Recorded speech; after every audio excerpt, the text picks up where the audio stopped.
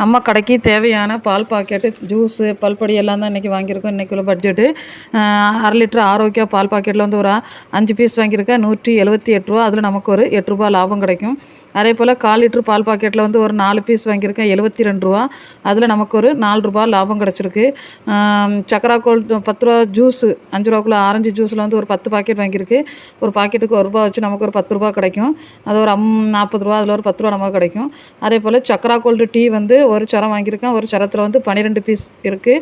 இதுக்கு முந்தின வீடியோலாம் 10 பீஸ் தான் உண்டு. இப்போ வந்து 12 பீஸ் போட்டிருக்காங்க. ஒரு பீஸ் வந்து நமக்கு 9 ரூபா வச்சு தருவாங்க. 108 ரூபா. அதில் ஒரு 12 ரூபா நமக்கு கிடைக்கும்.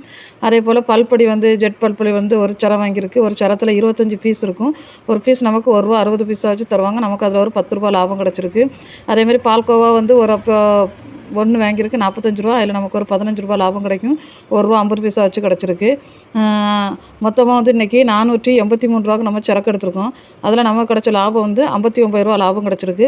ஃப்ரெண்ட்ஸ், வீடியோ பிடிச்சா லைக் பண்ணுங்கள், ஷேர் பண்ணுங்கள், கமெண்ட் பண்ணுங்கள். நம்ம சேனலை சப்ஸ்கிரைப் பண்ணுங்கள்.